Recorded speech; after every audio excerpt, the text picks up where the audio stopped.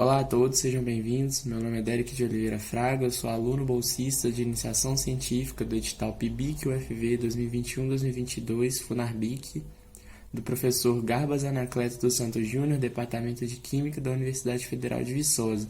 E eu vim aqui apresentar o nosso projeto, que é a avaliação do efeito da substituição de manganês por níquel no análogo azul da Prússia de manganês, estudo estrutural e eletroquímico. Atualmente, os dispositivos eletroquímicos para armazenamento de energia mais utilizados são as baterias de íons lítio e os supercapacitores. Porém, esses dois são bastante diferentes, eles possuem mecanismos de funcionamento bem diferentes. As baterias são focadas em processos de oxirredução e na inserção e extração de cátions, enquanto os supercapacitores se baseiam em funcionamento puramente eletrostático. O funcionamento das baterias ele é mais demorado e por isso ela consegue ter uma maior densidade de energia, mas ela ganha uma baixa densidade de potência. Já os supercapacitores, por terem processos mais rápidos, eles têm uma baixa densidade de energia, mas uma alta densidade de potência. Visando superar essas limitações, surgiu uma nova classe de dispositivos eletroquímicos para armazenamento de energia, que são os supercapacitores híbridos do tipo bateria. A grande ideia por trás deles é misturar a alta densidade de energia das baterias de íons lítio com a alta densidade de potência dos supercapacitores, fazendo isso numa estrutura em que um eletrodo ele vai um material faradaico e no outro um eletrodo do tipo pseudocapacitivo ou capacitivo. Uma nova classe de materiais tem sido amplamente estudada para sua utilização em eletrodos de supercapacitores híbridos. Estes são os análogos ao azul da Prússia, com a seguinte fórmula geral, onde A seriam os íons dos metais alcalinos, o M1 e M2 seriam os íons de metais de transição e o Z as vacâncias da estrutura. Eles vão constituir uma classe de materiais pseudocapacitivos que formam redes poliméricas tridimensionais, e essas redes poliméricas tridimensionais possibilitam a formação de espaços zeolíticos onde eles conseguem acomodar íons na sua estrutura. Então, no seguinte trabalho, procuramos substituir o manganês do análogo azul da Prússia de manganês por níquel em diferentes proporções. E assim, avaliar os efeitos dessa substituição de níquel por manganês na estrutura e caracterizar quais são os melhores materiais em eletrólito aquoso. Vamos falar agora um pouquinho sobre a metodologia do nosso trabalho. A síntese dos materiais foi feita via coprecipitação, na qual os sais de níquel e de manganês foram misturados em diferentes proporções com hexacianoferrato de potássio e deixados em agitação por 48 horas em solução aquosa.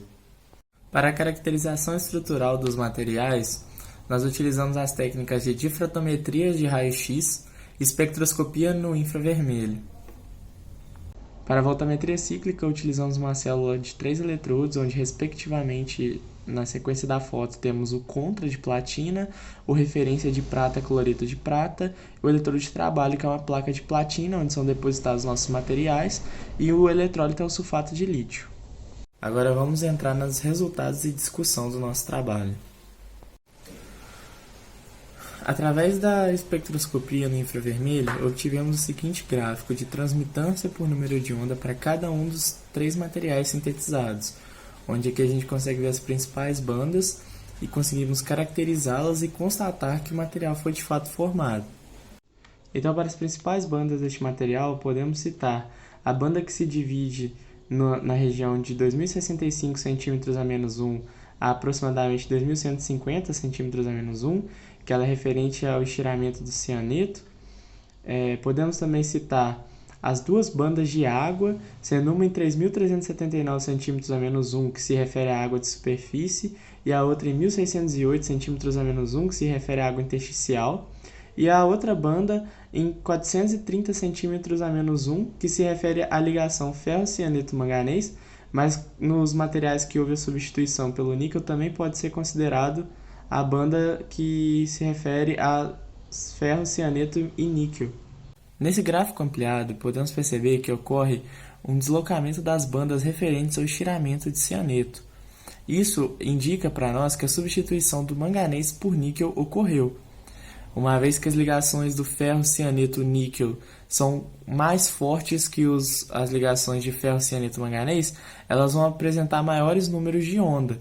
E é exatamente para isso que essas bandas estão deslocando, para maiores números de onda, né? E esses diferentes valores de número de onda, elas podem ser explicadas entre as ligações ferro-cianeto-metal, sendo metal manganês ou níquel, elas podem ser explicadas por causa da retroduação da ligação ferro-cianeto. Fizemos a difratometria de raio-x para todos os materiais sintetizados e podemos observar aqui nesse gráfico de intensidade por 2θ que todos os materiais obtiveram o mesmo padrão de picos e esse padrão de pico, ele analisando os planos cristalográficos, a gente conseguiu perceber que ele corresponde a uma estrutura cúbica de face centrada. Então, é uma estrutura cúbica de face centrada que se repete para todos os materiais sintetizados. Fizemos a voltametria cíclica para todos os materiais na velocidade de varredura de 1 mV por segundo e obtivemos o seguinte gráfico de corrente por potencial. Então, analisando o gráfico, podemos ver que na varredura anódica nós possuímos 3 picos, um em 0,25, o segundo em 0,45 e o terceiro em 1 volt. Os dois primeiros picos podem ser relacionados à oxidação do ferro, enquanto o terceiro pico é relacionado à oxidação do manganês. Na varredura catódica, nós também temos 3 picos, sendo que um em 0,8 volts é relacionado à redução do manganês, e os outros dois, um em 0,4 e o outro em 0,2 volts, são relacionados à redução do ferro. Esse pico da oxidação do ferro ele se divide porque o ferro-cianeto possui duas espécies eletroativas que são estáveis. Ao fazer a diferença entre os picos de varredura anódica pelos picos de varredura catódica, nós obtemos a reversibilidade do material e vemos que o níquel 10% é o material que possui a melhor reversibilidade. Ao analisarmos a área da curva esboçada no gráfico, nós temos uma noção da quantidade de carga, e mais uma vez o níquel 10% se destaca sendo o material com a maior quantidade de carga.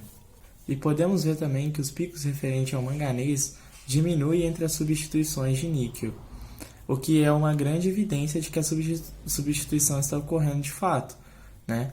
Uma vez que a maior proporção de níquel deveria realmente diminuir os valores dos picos relacionados à atividade eletroquímica do manganês.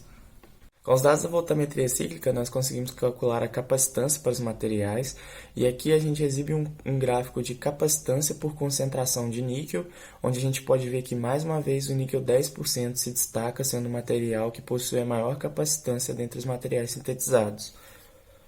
Com os valores da capacitância, conseguimos calcular um importante parâmetro para supercapacitores híbridos, que é a rate capability.